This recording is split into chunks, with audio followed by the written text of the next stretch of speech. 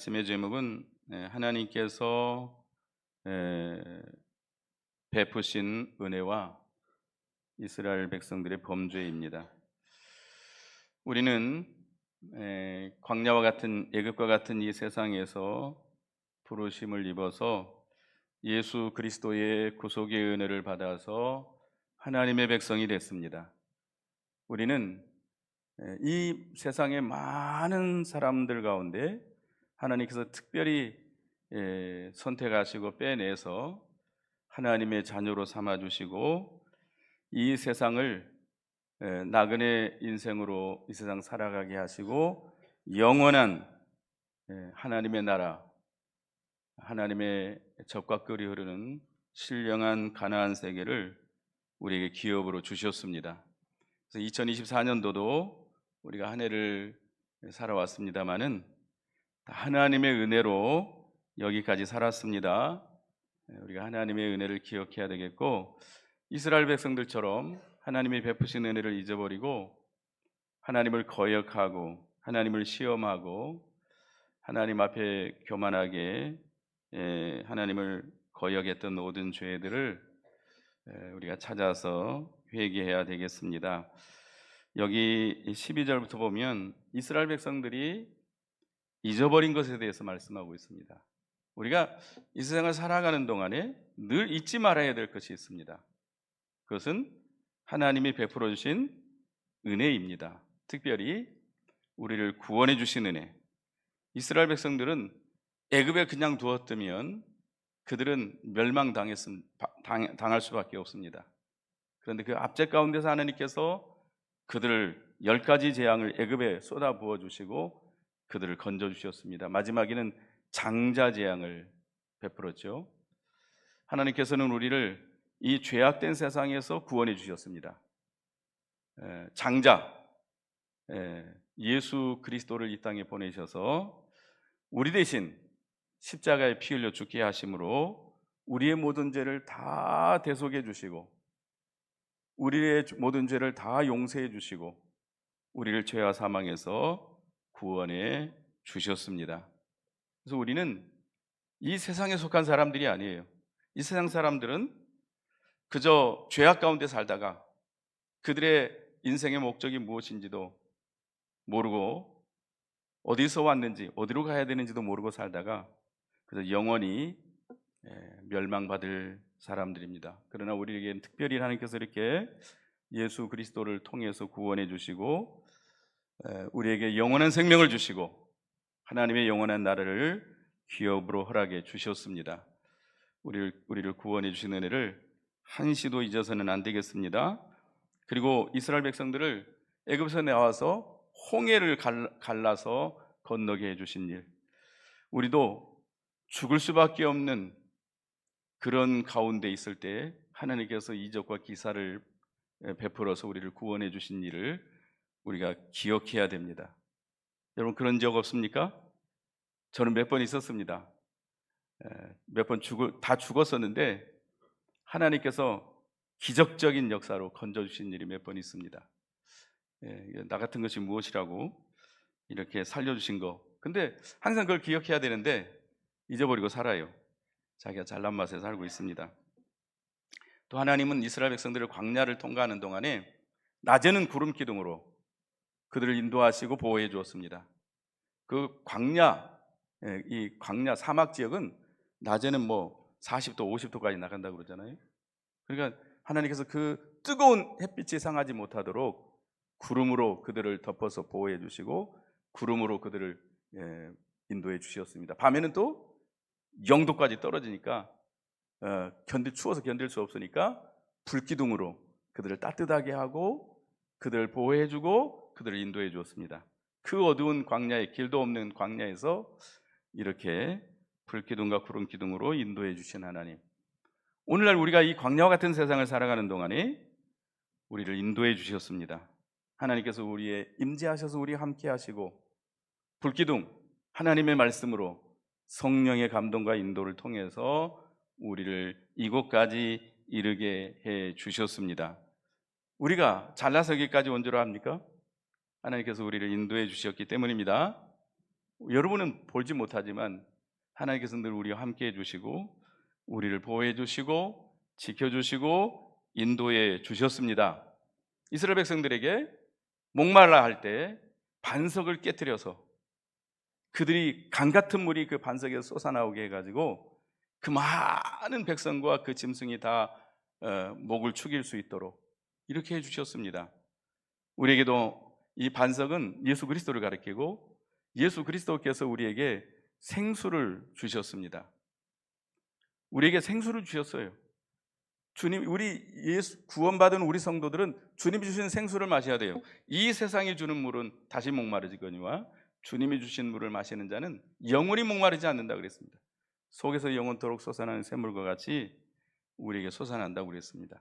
그래서 예수 그리스도께서 우리에게 하나님의 말씀을 성령의 감동으로 주셔서 우리 영을 날마다 살게 해주신 은혜를 기억해야 되겠습니다. 우리를 구원해 주시고 여기까지 인도해 주신 은혜를 우리가 항상 기억하고 살아야 되는데 이스라엘 백성들이 그 은혜를 보답하지 아니하고 하나님을 배반하고 그 말씀을 거역했습니다. 하나님이 살아계신 역사, 하나님이 불기둥과 구름 기둥으로 살아계신 역사를 늘 보여줬거든요.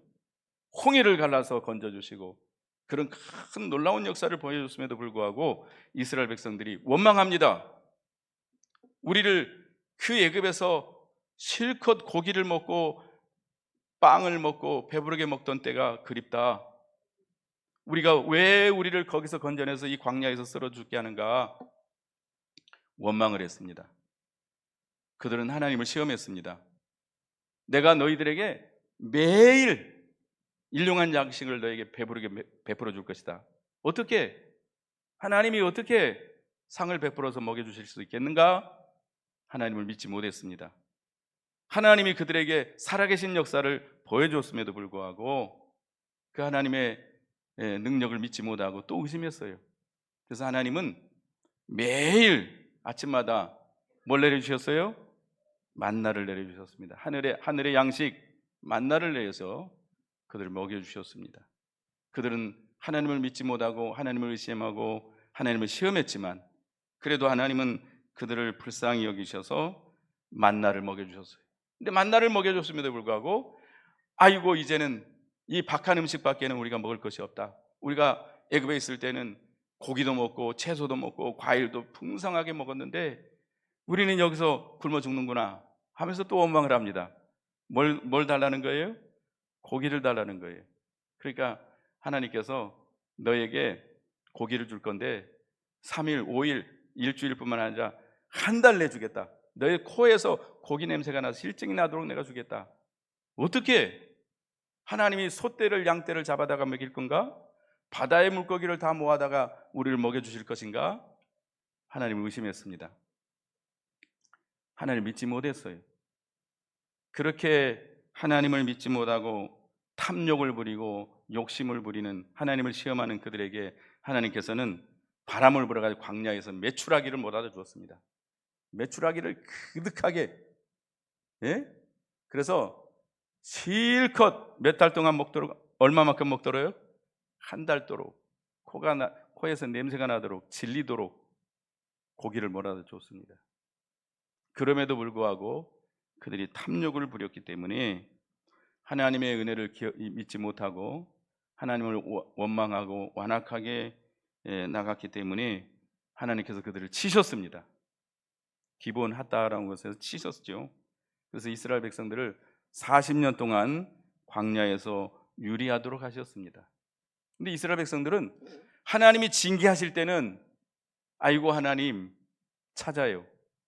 그런데 좀 지나면 또다시 하나님을 거역합니다. 이들은 하나님 앞에 아첨하고 거짓말하는 자들이라고 그랬어요. 그러니까 그들이 잘못해서 하나님께 징계를 내릴 때는 잘못을 잡아가고 순종하겠다고 죄를 회개하지만 얼마 후에는 다시금 또 죄를 짓습니다. 이게 누구의 모습이죠? 우리들의 모습이죠. 하나님이 우리가 잘못해서 징계하면 아이고 하나님 잘못했습니다. 하나님 말씀대로 믿음으로 살겠습니다 하다가 좀 지나면 또 잊어먹어요. 또 하나님을 거역하고 하나님께 욕심부리고 하나님을 시험하고 하나님을 원망하고 하나님을 거역하고. 그래서 하나님께서는, 그러나 하나님은 자비로우시고 긍휼이 무한하시기 때문에 그들을 완전히 멸망시키지 아니하시고 여러 가지 죄악을 사해 주시고 진노를 돌이켜 주셨습니다. 왜냐?